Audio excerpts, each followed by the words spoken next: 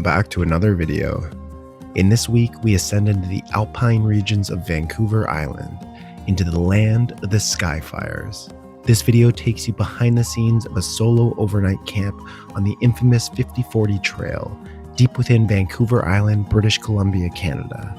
Over the course of this trip, I was gifted with absolutely unreal conditions, as fog rolled endlessly through the valleys and light exploded in fiery colors during both sunrise and sunset. Our journey begins near the heart of Vancouver Island, inside the Strathcona Provincial Park, a place known for its rugged alpine terrain and panoramic views that stretch across the entire island.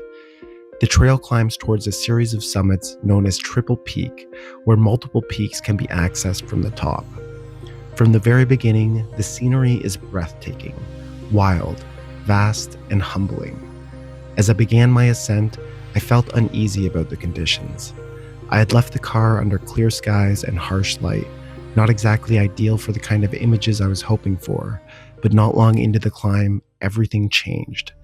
Thick fog and mist rolled in, swallowing the landscape in a wash of gray. For a moment, I was worried my chances at a sunrise would be completely erased by a sea of cloud. Then, as I continued higher, the sky above me began to clear, while the valleys below remained buried in fog. I realized I was entering a cloud inversion. At that moment, exhaustion vanished. My heart started racing. I knew exactly what kind of light and atmosphere was beginning to form, and suddenly I was moving fast, pushing towards the peak in search of a campsite. And about an hour from the summit, I found it. The perfect spot. A flat, exposed perch sitting high above the clouds, overlooking the entire scene, with a small freshwater pond resting directly beside it. I pitched my tent, dropped any unnecessary gear, and immediately started shooting like a madman. I'll be honest, I was overwhelmed. Between the exhaustion of the climb and the intensity of the conditions unfolding around me, staying calm and focused was a challenge. I did my best to capture what I could, so please enjoy this first set of images captured directly from my campsite. These wide-angle shots give a sense of the incredible scale, endless views in every direction. Later, we'll switch to a telephoto lens and hunt for more intimate scenes within the grand landscape. In this first group of images, I leaned into more classic mountain compositions, using tree lines, fog, peaks, and sky to build depth and structure within the images. These are the elements I'm always looking for while scouting mountain scenes. This next image was captured after the fog cleared and the sun had fully set. This is a long exposure panoramic, a more technical image that required some careful post-processing. This one does a great job at showing just how massive the landscape truly is. Here in this third image, we have another panoramic at sunset. I just love how the tent adds a subtle sense of scale, helping communicate the sheer vastness of the scene. The transition between cool and warm tones here really pulled me in as well.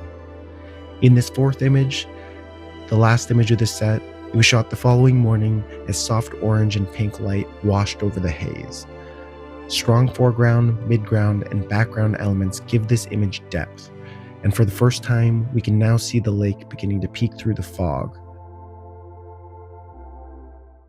After spending time shooting from camp, I switched to a telephoto lens and started dialing in on the more intimate scenes. One of my favorite things to do in massive landscapes like this is to isolate smaller scenes, intimate moments within the landscapes. Some of my favorite images from this trip came from this approach. Telephoto lenses allow you to compress distance and build layers.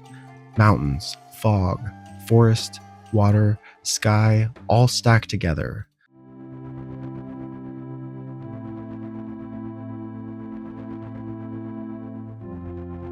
This first image is a great example of this. Here I can count nearly 7 distinct layers within the frame. It's these kind of images that make incredible wall prints. This second image of the set is my favorite from the trip. Simple on the surface, but was extremely challenging to compose.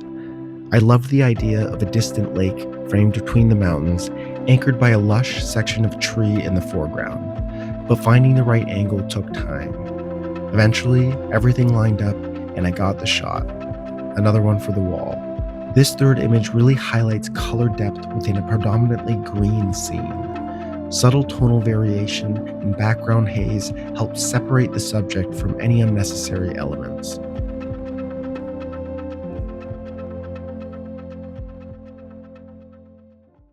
After I had had my fill shooting from camp, I made the final push to the summit.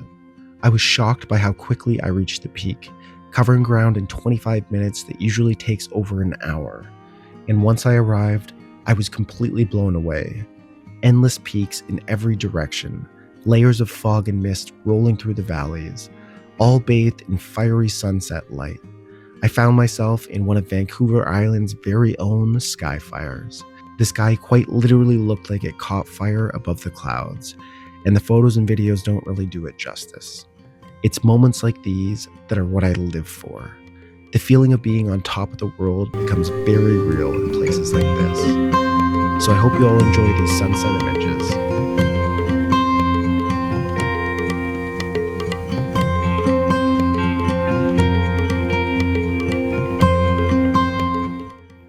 I should mention here that capturing this adventure almost didn't happen after losing my main camera just days before the trip. Luckily, I was able to dig my Nikon D5200 and a few lenses out of storage, a camera that is well over a decade old now. Just days before this trip, my D800 met its end after I was sucked out to sea shooting a coastline scene and got smashed by a rogue wave. But honestly, every time I lose a camera and fall back on older gear, it reminds me of something important. Gear doesn't really matter. So many photographers obsess over the latest cameras and lenses, but the truth is, the camera is just a tool. Your eye and the landscape does the real work.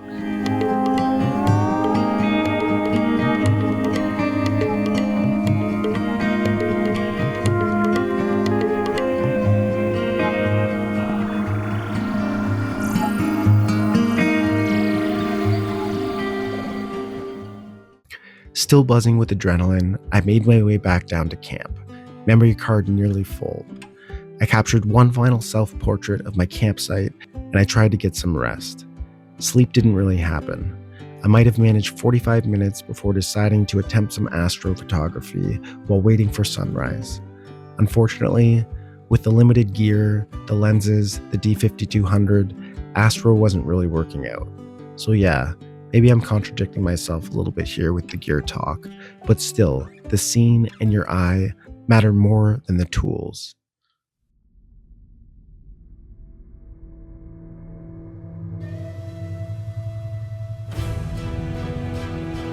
As the sun began to rise, I was greeted with pure magic once again. Another full cloud inversion, flowing mist, soft fog catching the early morning light just perfectly. I found myself standing inside another Vancouver Island SKYFIRE, completely consumed. I'll save the talk for these ones and let these images speak for themselves.